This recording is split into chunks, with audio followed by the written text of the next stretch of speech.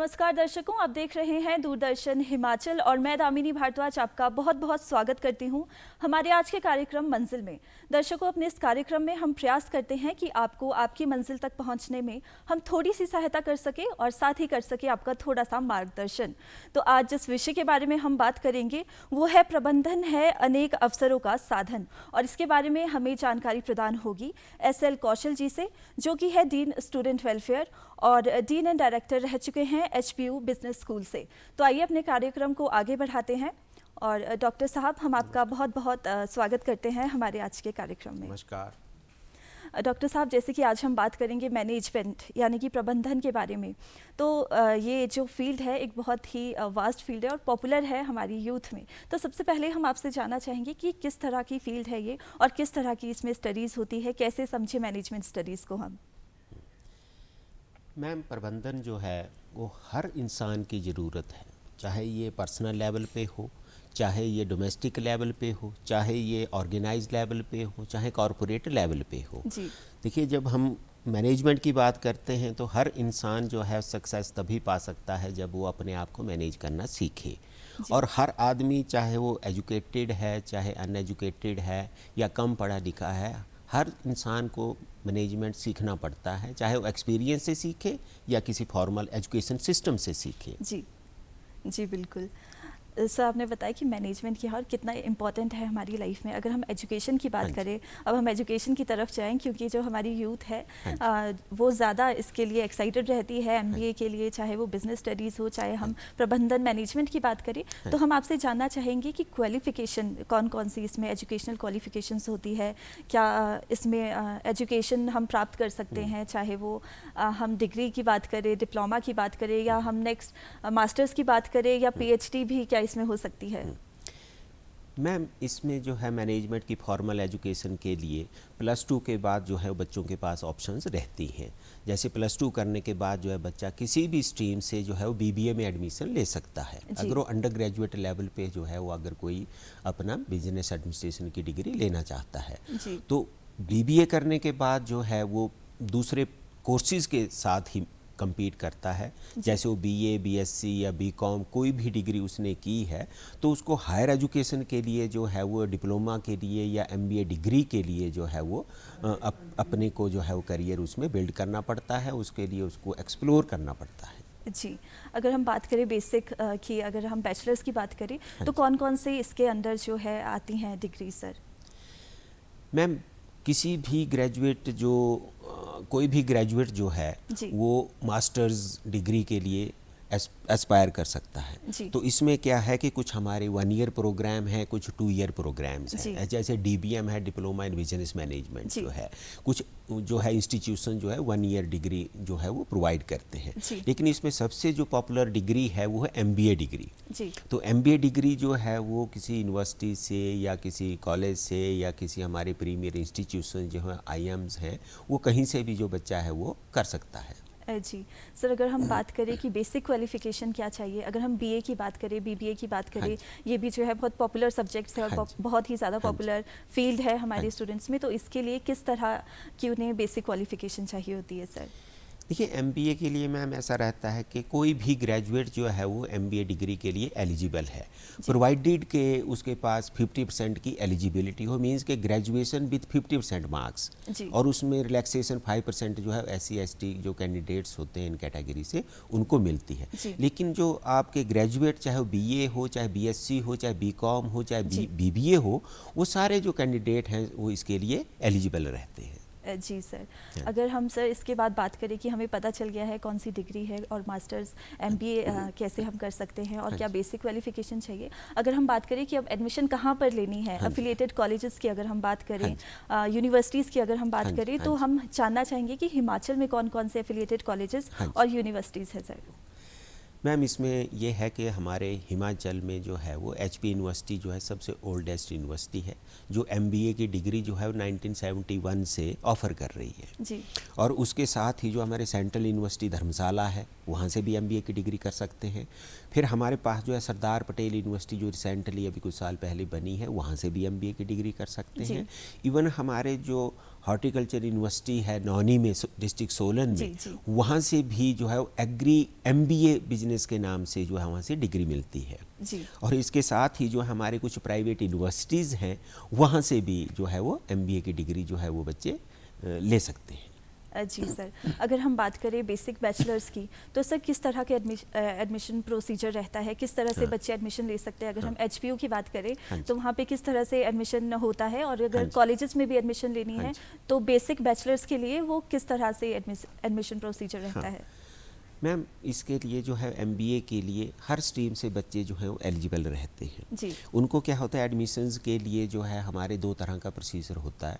एक तो हमारे पास सेंट्रल एजेंसीज है जो नेशनल लेवल पे टेस्ट जो है कंडक्ट करती हैं, चाहे उसमें कैट है, चाहे उसमें मैट है, चाहे उसमें GMAT है। जी। तो ये जो हमारी जो सेंट्रल एजेंसीज हैं ये किसी भी यूनिवर्सिटी से या किसी भी प्रीमियर इंस्टीट्यूशन से जो नेशनल कहीं भी किसी भी स्टेट में इस्टेब्लिश्ड है वहाँ से वो MBA की डिग्री के लिए कम्पीट कर सकते हैं। जी। दूसरा क्या है कि जो कुछ स्टेट यूनिवर्सिटीज़ हैं जो उन कैट मैट या उनके मेंबर ना बन के, तो इसमें एक ऑप्शन ये भी रहती है कि जो स्टेट यूनिवर्सिटीज़ हैं ये अपना स्टेट लेवल पे जो है एक टेस्ट कंडक्ट करवाती हैं। जी। जैसे हमारे हिमाचल में हमारी HP यूनिवर्सिटी शिमला जो है वो एक टेस्ट कंडक्ट करती है और HPU मैट के नाम से। जी। तो इस HPU मैट के बेसिस पे जो है हमारे हिमाचल में मतलब किसी भी यूनिवर्सिटीज़ में जो है वो या किसी कॉलेज में जो है वो एडमिशन ले सकते हैं। हालांकि इसमें भी एक ऑप्शन ये रहता है कि जो हमारी यूनिवर्सिटीज़ हैं वो अपने लेवल पे भी वो टेस्ट कंडक्ट कर सकती हैं। जी।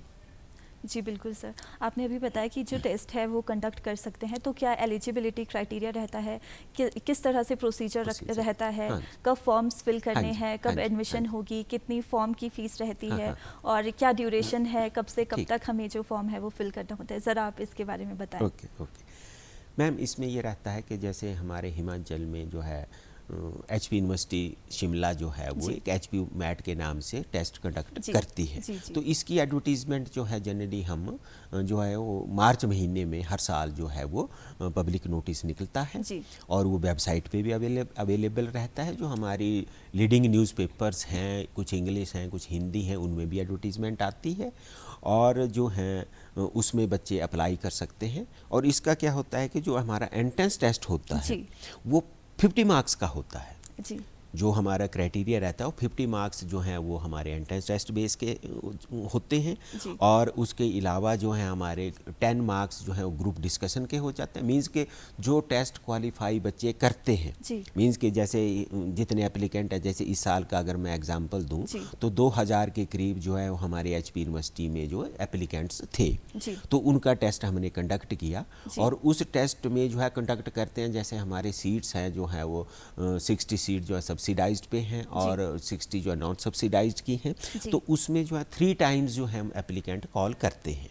जी। तो वो 50 मार्क्स के लिए compete करेंगे। 10 मार्क्स जो है हमारे GD ग्रुप डिस्कशन के होते हैं और 10 मार्क्स जो हैं वो पर्सनल इंटरव्यू के होते हैं।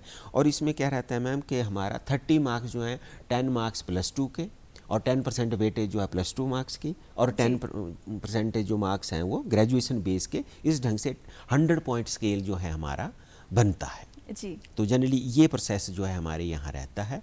और जैसे इवन अगर मैं सेंट्रल यूनिवर्सिटी की बात करूँ तो वो हमारे टेस्ट के थ्रू नहीं मतलब गवर्न होते हैं, वो जो है अपना टेस्ट कंडक्ट करते हैं या जो सेंट्रल एजेंसी है उनकी वो उसको फॉलो करते हैं। लेकिन जो स्टेट यूनिवर्सिटीज़ हैं जैसे हमारी सरदार पटेल यूनिवर्सिटी जो है हमारा स्कोर वहाँ पे एप्लीकेबल है और जो एग्रीकल्चर यूनिवर्सिटी में जो है नौनी में जो है हॉर्टिकल्चर यूनिवर्सिटी में वहाँ पे जो है वो वहाँ पे भी हमारे ही HPU मैट का स्कोर जो है वो एलिजिबल होता है। तो बच्चे जो हैं वो इस ऑप्शन को अवेल कर सकते हैं।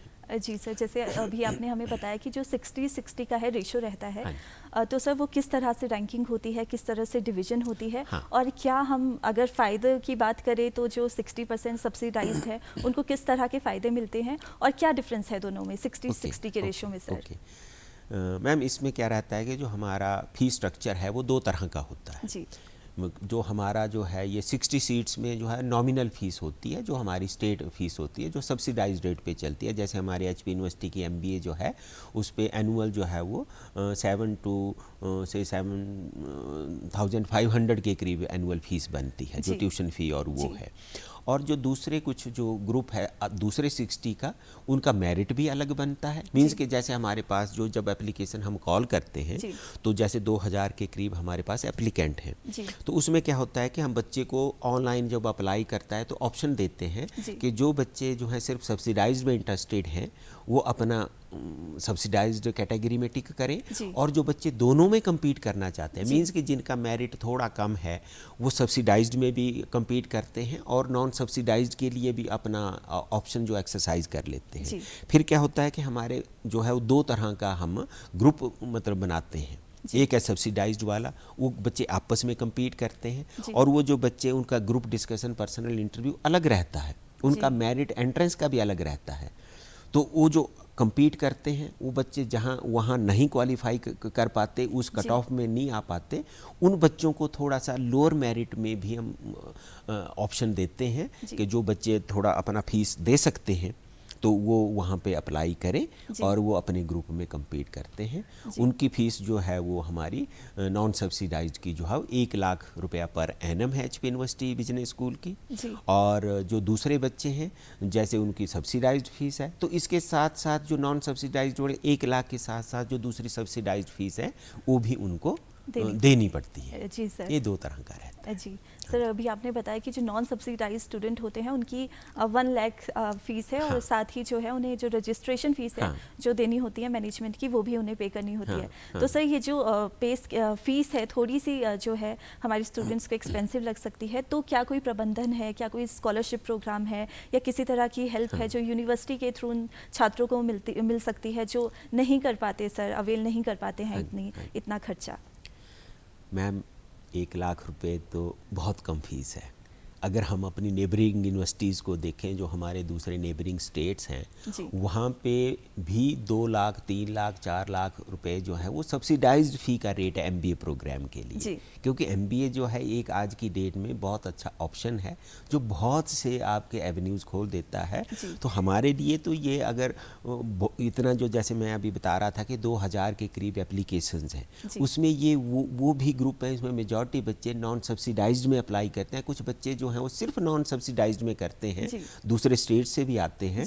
तो उसमें क्या रहता है कि 1 लाख रुपया MBA डिग्री के लिए आज की डेट में ज़्यादा नहीं है, लेकिन ये है कि सब्सिडाइज्ड के मुकाबले थोड़ा सा ज़्यादा है, लेकिन इतनी ज़्यादा मेरे को नहीं लगता कि वो है। लेकिन ये है कि जो बच्चे हम एडमिशन के टाइम 2 ग्रुप बनते हैं, उसके बाद जब बच्चे एडमिट हो जाते हैं तो हमारे कुछ बच्चों को जो मेरिटोरियस हैं, अच्छे हैं, उनको स्कॉलरशिप का भी प्रोविज़न रहता है। जो बच्चा ग्रेजुएशन में जो हमारे MBA में आएगा, जो सबसे ज़्यादा जिसके मार्क्स होंगे ग्रेजुएशन में, उसको भी यूनिवर्सिटी स्कॉलरशिप देती है, और जो बच्चा फर्स्ट सेमेस्टर में आके टॉप करता है उसको भी जो है आके वो इंसेंटिव देते हैं ताकि उनको थोड़ा सा एक अप्रिशिएट किया जाए उसके हार्ड वर्क को, उसके अचीवमेंट को। तो ये प्रोविज़न रहता है। जी सर, अभी हम मास्टर्स के बारे में बात कर रहे हैं, MBA के बारे में, तो सर मैं जानना चाहूँगी कि हमने सुना है बहुत सारी स्पेशलाइजेशन जो है MBA में होती है, तो किस तरह की स्पेशलाइजेशन होती है और किस तरह का इसमें जो है बेसिक क्वालिफिकेशन चाहिए होता है MBA करने के लिए? मैम इसमें रहता है कि जो MBA में एस्पिरेंट हैं, मींस के जो एलिजिबिलिटी रिक्वायरमेंट्स हैं, वो कोई भी किसी भी स्ट्रीम का बच्चा जो है, चाहे वो BA BSc BCom इंजीनियरिंग जिसने भी ग्रेजुएशन की है, वो MBA के लिए सारे एलिजिबल रहते हैं, वो सारे जो है अप्लाई कर सकते हैं। और उसके बाद जो है वो as per there education background at the graduation level, उनका क्या रहता है कि फिर वो फर्स्ट ईयर में जैसे करने के बाद हमारे सेकेंड ईयर में स्पेशलाइजेशंस की ऑप्शन होती है। वो हम बच्चे को अपना करियर जो है जिसमें उसका इंटरेस्ट है, जिसमें उसकी एजुकेशन बैकग्राउंड है, वो चाहे आपका मार्केटिंग हो, चाहे फाइनेंस हो, चाहे पर्सनल मैनेजमेंट हो, चाहे IT हो, इस ढंग से जो है बच्चे MBA में अपनी स्पेशलाइजेशन जो रख सकते हैं। इवन इंटरनेशनल ट्रेड है जिनका जो है वो अपने ढंग से जो है वो सेकेंड ईयर में थर्ड सेमेस्टर में आके जो है वो अपना ऑप्शन जो है वो या अपनी चॉइस जो है वो एक्सरसाइज कर सकते हैं। जी सर। हाँ सर, अभी आपने बताया कि जो ग्रेजुएशन है, जो ग्रेजुएट लोग होते हैं, जो छात्र है वो जो है एमबीए परस्यू कर सकते हैं। सर, मेरा प्रश्न आपसे ये रहेगा कि जो बच्चे हैं जिन्होंने प्रोफेशनल डिग्री हाँ जी। की है, जिन्होंने बीकॉम बीबीए नहीं किया है, हम इंजीनियरिंग की बात करें, नर्सिंग की बात करें या कोई और स्पेशल डिग्री की बात करें, उन्होंने अब एमबीए करनी है पर उन्हें क्या है, ऑप्शंस नहीं पता होती है कि किस में करना है, तो किस तरह से स्पेशलाइजेशन को चूज़ करें और किस तरह से एमबीए में जो है एडमिशन ले सकें। ओके। मैम, इसमें मैं इसको दो तरह से देखता हूँ। एक तो ये है कि बच्चों को ये देखना चाहिए कि मैंने ग्रेजुएशन लेवल पे क्या पढ़ा है। जी मीन्स कि जैसे कोई अगर कॉमर्स ग्रेजुएट है जिसने जी बीकॉम की है, जी तो उसके लिए जो है वो सूटेबल जो चॉइस हो सकती है स्पेशलाइजेशन की, वो फाइनेंस हो सकती जी है, क्योंकि वो वहाँ पे उसका वो स्ट्रॉन्ग एरिया जी है। या जो दूसरे हैं बच्चे जिसने इंजीनियरिंग की है, जी अब जो इंजीनियरिंग करके बच्चा आ रहा है जिसने कंप्यूटर साइंस या आईटी में अपना करियर किया है, जी तो वो आके जो है अपना जो है वो आईटी में स्पेशलाइजेशन ले सकता है। जी और जो बच्चा जो है वहाँ पे आपका मैकेनिकल स्पेशलाइजेशन लेके आ रहा है, तो वो अपना वो वहाँ पे प्रोडक्शन जो है वो एमबीए में हम स्पेशलाइजेशन देते हैं। जी या जैसे आप नर्सिंग और या जैसे डेंटल करके या कोई एमबीबीएस करके भी जी एमबीए कर रहा है या जी करना चाहता है, जी तो उसके लिए जैसे आज की डेट में जो है कि हेल्थ एडमिनिस्ट्रेशन जो है वो एक अच्छा ऑप्शन है। जी क्योंकि आप जो स्पेशलाइजेशंस हैं, जैसे आपका एमबीबीएस है या आपका बीडीएस है, तो उसके बेस पे आप डॉक्टर तो एक अच्छे डॉक्टर होते हैं। जी लेकिन जब आपने एडमिनिस्ट्रेशन एंगल से जब आपके अपने इंस्टीट्यूशंस को हेड करना है, तो उनको कुछ लीडरशिप या उनको डिसीजन मेकिंग जो उनकी रिक्वायरमेंट्स होती हैं, तो उनको शार्पन करने के लिए आपको एमबीए की डिग्री करनी है। तो आगे जो है हेल्थ एडमिनिस्ट्रेशन में स्पेशलाइजेशन अपनी एक्सरसाइज कर सकते हैं, जो कुछ यूनिवर्सिटीज़ में ऑफ़र करते हैं। जी सर। सर, अगर हम बात करें, अगर हम देखते हैं कि जो फील्ड से नहीं आते हैं, कोई और फील्ड से एमबीए में एडमिशन लिया है, हाँ। तो सर क्या उनके सब्जेक्ट्स भी अलग रहते हैं नॉर्मल एमबीए करने वालों से? क्या कोई सब्जेक्ट्स ऐड होते हैं उन लोगों के लिए जिन्होंने बेसिक अपनी बैचलर्स में वो सब्जेक्ट नहीं पढ़े हैं, तो एमबीए में क्या कोई सब्जेक्ट्स ऐड होते हैं या क्या किस तरह का प्रबंधन रहता है सर?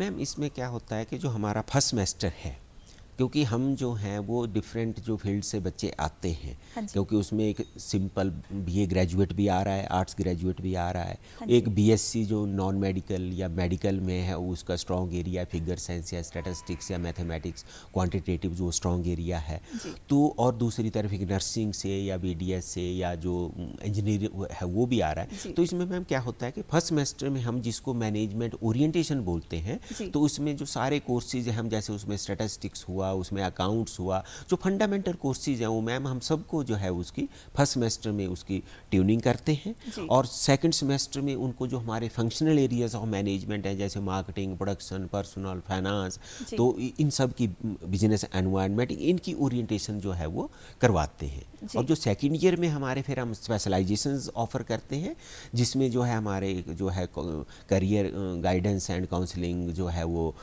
एक सेल होता है हर यूनिवर्सिटी में, हर डिपार्टमेंट में।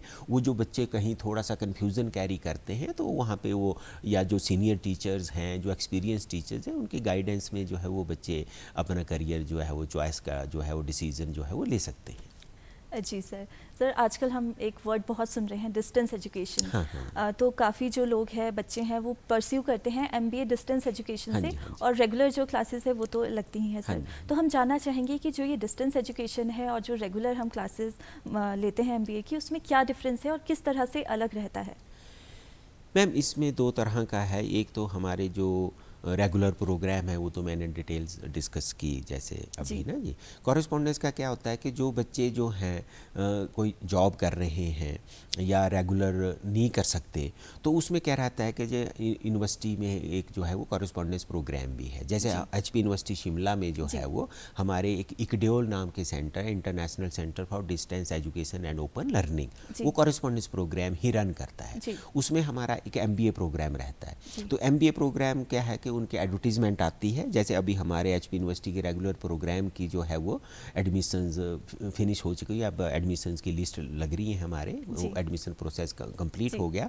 तो अब उनका जो एडवर्टीजमेंट आएगा, जी वहाँ पे वो बच्चे अप्लाई कर सकते हैं, वहाँ पे जो है वो सीट्स अवेलेबल हैं जी और उनकी एडमिशन हो जाएगी। लेकिन उसका लिमिटेशन ये होता है कि उनको रेगुलर क्लासेस लगाने को नहीं मिलती। जी। क्योंकि हमारे जो रेगुलर प्रोग्राम है वहाँ पे तो एज़ पर नॉर्म जो है वो क्लासें लगती हैं, रेगुलर क्लासें लगती हैं, और सारे टीचर जो है उनको डिफरेंट सब्जेक्ट्स में जो है वो क्लासेस में पढ़ाते हैं, उनको जो भी रिक्वायरमेंट्स है वो ट्रेनिंग रहती है। जी। लेकिन कॉरेस्पॉन्डेंस में क्या है कि उनका कुछ पीसीपी पर्सनल कॉन्टैक्ट प्रोग्राम लगता है, और उसमें क्या है कि कुछ दिनों के लिए जो है बच्चे जो है वो आके टीचर से मिल सकते हैं और वो कुछ क्लासेस लगा सकते हैं, एक थोड़ा ब्रीफ आइडिया उनको मिल जाता है, आउटलाइन, और कुछ जो प्रॉब्लम्स होती हैं स्टूडेंट्स की वो वहाँ पे टेकअप कर सकते हैं। लेकिन ये रहता है मैम इसमें करियर वाइज जो है कि कुछ इंस्टीट्यूशन जो हैं जैसे पब्लिक सेक्टर में और कुछ जगह जो है कॉरेस्पॉन्डेंस प्रोग्राम को जो है वो एक्सेप्ट नहीं करते और रेगुलर प्रोग्राम को जो है उसके ऊपर जो है प्रेफरेंस देते हैं। जी। तो वो अब पॉलिसीज़ मैटर्स हैं तो वो कुछ अपना अपना उनका रहता है कि जो कॉरपोरेट में है जो वो प्रेफरेंस जो रेगुलर प्रोग्राम को देते हैं। कुछ जगह जो है वो कॉरेस्पॉन्डेंस प्रोग्राम की इक्वली जो है वो कम्पिटेंट है। जैसे एचपी यूनिवर्सिटी की जो डिग्रीज़ है मैम इसमें ये है, लेकिन जो हमारी डिग्री है उसमें कहीं ये मेंशन भी नहीं है कि ये इसने रेगुलर किया या कॉरेस्पॉन्डेंस किया, वो हमारी डिग्री जो है सेम रहती है। तो ये आई थिंक हमारे हिमाचल यूनिवर्सिटी की या हमारे स्टेट की एक डिस्टिंक्शन है कि जो डिग्री जो है वो सेम रहती है, उसमें डिफ्रेंशिएट नहीं करते। लेकिन रिक्रूटर के लेवल पे वो दिक्कत आ सकती है, वो डिपेंड करता है कि वो कॉरेस्पॉन्डेंस को एक्सेप्ट करते हैं या नहीं करते हैं। जी। हाँ जी। जी सर, अगर हम बात करें प्लेसमेंट की, हाँ जैसे फाइनल थर्ड सेमेस्टर या फोर्थ सेमेस्टर की अगर हम बात करें हाँ जी। एमबीए की, तो प्लेसमेंट्स किस तरह से मिलती है एमबीए में? अगर हम एचपीयू की बात करें तो किस तरह से प्लेसमेंट्स मिलती है और क्या प्रोसीजर होता है उसके लिए भी? मैम इसमें ये रहता है कि हमारे जो प्रोग्राम का पार्ट है कि थर्ड सेमेस्टर के बाद हमारा 2 मंथ्स का जो ऑन द जॉब ट्रेनिंग रहती है। मीन्स कि हर बच्चे को हमारे करिकुलम का पार्ट है कि उसको 8 वीक्स के लिए जो है वो कॉरपोरेट सेक्टर में या इंडस्ट्री में जाना ही जाना है, उसको वर्क प्लेस में जो है वो उसने एक्सपोजर लेना है। जी। तो वो जाना है, उसका जो है ये डिपार्टमेंट या यूनिवर्सिटी की जिम्मेवारी होती है कि वो ऑन द जॉब ट्रेनिंग उसको अरेंज करके दे। जी। या बच्चे जो हैं अपने लेवल पे भी थोड़ा एफर्ट कर लेते हैं कि वो जो है वहाँ जो है वो अपनी चॉइस का थोड़ा कन्वीनियंट प्लेस पे किसी सुटेबल इंडस्ट्री में अपने लेवल पे भी एफर्ट करते हैं, लेकिन वो रहता है। जी। और जो जब इसमें बेटर पार्ट मैम ये है कि हमारे जैसे एचपी यूनिवर्सिटी में भी कुछ रिक्रूटर जो हैं, कंपनी जो हैं वो ऑन द जॉब ट्रेनिंग के लिए भी कैंपस विज़िट करती हैं और वो अपनी रिक्वायरमेंट्स के हिसाब से जो है वो बच्चों को सिलेक्ट करती हैं और ताकि उनको ट्रेनिंग भी दें और उसके साथ ही वो उनको जो है नौकरी भी ऑफ़र करती हैं, तो ताकि वो दोनों का उसमें जो है वो बेनिफिट है कि बच्चे को भी ऑफ़र मिल जाती है और रिक्रूटर को भी जो एक अच्छा जो है वो कैंडिडेट जो है वो मिल जाता है। जी सर, अगर हम स्कोप की बात करें, अब हमारा सब डिग्री कंप्लीट होगी, मास्टर्स होगी, तो इसमें स्कोप क्या रहता है सर एमबीए करने के बाद? मैम एमबीए डिग्री जो है एक ऐसी डिग्री है कि जो हर जगह प्राइवेट सेक्टर जो है वो पब्लिक सेक्टर में, इंडस्ट्री में, एडमिनिस्ट्रेशन में, हर जगह जो है हमारी एमबीए डिग्री जो है वो हेल्प करती है और एप्लीकेबल है। जो भी हमारा एमबीए ग्रेजुएट होता है वो चाहे लीडरशिप में हो, चाहे डिसीजन मेकिंग में हो, चाहे इंडस्ट्री में एग्जीक्यूटिव हो या एंटरप्रेन्योर बनना है, उसको हर जगह वो हेल्प करती है। जी सर, अगर हम बात करें टीचिंग की, जैसे प्रोफेसर सर, आप भी प्रोफेसर हैं, तो एमबीए करने के बाद किस तरह से हम टीचिंग में जा सकते हैं सर? मैम इसमें कुछ लोग जो हैं वो जैसे टीचिंग को अपना करियर देखते हैं तो उसमें ये मानते हैं कि आप जो है पब्लिक सेक्टर के लिए या प्राइवेट सेक्टर के लिए भी प्रिपेयर करें। साथ ही जो है मैम इसमें जो है वो नेशनल लेवल पे यूजीसी नेट या जेआरएफ का एग्ज़ाम होता है, उसमें थर्ड सेमेस्टर के बाद जो है बच्चे वो कंप्लीट करते हैं और अगर टीचिंग में उसमें जाना है तो वो नेट या जेआरएफ क्वालिफाई करके जो है वो हमारे जो पीएचडी डिग्री है वो कहीं पे compete करें, एचपी यूनिवर्सिटी में compete करें और वहाँ पे जो है वो उसमें पीएचडी करने के बाद वो टीचिंग के लिए compete कर सकते हैं। जी सर, अगर हम बात करें एमबीए जो करते हैं जॉब करने के बाद, यूजुअली जो कुछ लोग हैं एमबीए करते हैं, तो सर वो किस तरह से उन्हें बेनिफिट देता है और किस तरह से महत्वपूर्ण है जब जॉब के बाद एमबीए कोई परस्यू करते हैं? मैम इसमें जो रहता है जैसे हमारी स्टेट यूनिवर्सिटी है तो इसमें हमारे पास भी काफ़ी बच्चे जो हैं जैसे आपके बीटेक हैं या जो प्लेस्ड हैं कहीं दूसरे बेसिस पे भी, क्योंकि अब एक बच्चों में नया ट्रेंड हमने देखा है कि अब बच्चे ग्रेजुएशन करते हैं, प्लेसमेंट ले लेते हैं, इवन कॉमर्स ग्रेजुएट भी होते हैं वो भी प्लेसमेंट ले लेते हैं, इंजीनियर हैं वो भी प्लेसमेंट ले लेते हैं, साल 2 साल वर्क प्लेस एक्सपोजर लेके एक्सपीरियंस लेके फिर वो एमबीए के लिए आते हैं। अब ये नया ट्रेंड हम देख रहे हैं, तो मैम नो डाउट कि वो उनके लिए बहुत हेल्पफुल है, क्योंकि जो बच्चा फ्रेशर ग्रेजुएट आता है उसको हमें एक मैनेजमेंट जो उसका माइंड शेपिंग करनी पड़ती है कि this is management, that kind of the work place is there, उनको हमें ट्यूनिंग करनी पड़ती है। जो एक्सपीरियंस लेके आता है वो बच्चा खुद वर्क प्लेस देख के आ रहा है, इंडस्ट्री देख के आ रहा है, तो वो उसके लिए जो है वो एमबीए डिग्री जो है बहुत हेल्पफुल है। इवन जैसे मैं आपको बात बताऊं कि जो हमारे प्रीमियर इंस्टीट्यूशंस हैं, आईआईएम्स हैं, अहमदाबाद हुआ, बेंगलोर हुआ या दूसरे इंस्टीट्यूशंस हैं, वहाँ पे एमबीए में एडमिशन ही उन लोगों को प्रेफरेंस मिलती है जो वर्क प्लेस से आते हैं, कुछ वर्क एक्सपीरियंस लेके आते हैं। तो आई थिंक कि उनके लिए बहुत हेल्पफुल है, क्योंकि उनको डिसीजन मेकिंग और एग्जीक्यूटिव जो स्किल्स हैं, कम्पिटिटिव स्किल्स हैं, वो उनके लिए बहुत हेल्पफुल जो है वो मेरे को लगता कि होता है और उनके लिए बेनिफिशियल है। जी सर। सर आपने हमें बहुत ही अच्छे तरीके से बताया कि एमबीए क्या है और मैनेजमेंट क्या है, किस तरीके से इसमें हमें जाना चाहिए, एडमिशन लेना चाहिए, पूरा प्रोसीजर हमने समझा आपसे, और ये भी समझा कि किस तरह से प्रोसेस रहती है और कितनी इंपॉर्टेंट है एमबीए और कितने इसमें फील्ड रहते हैं। और सर साथ ही में हमने डिस्टेंस एजुकेशन के बारे में भी और रेगुलर क्लासेस के जो डिफरेंशिएशन था उसके बारे में भी समझा। तो सर हम आपका बहुत बहुत धन्यवाद देना चाहेंगे हमें इतनी गहन जानकारी प्रदान करने के लिए, और आपका बहुत बहुत धन्यवाद हमारे कार्यक्रम में आने के लिए sir. Thank you ma'am, thank you. और इसी के साथ हम धन्यवाद करना चाहेंगे अपने दर्शकों का हमारे कार्यक्रम में हमारे साथ बने रहने के लिए। अब हम आपसे लेंगे इजाज़त, लेकिन आप देखते रहिए दूरदर्शन हिमाचल। नमस्कार।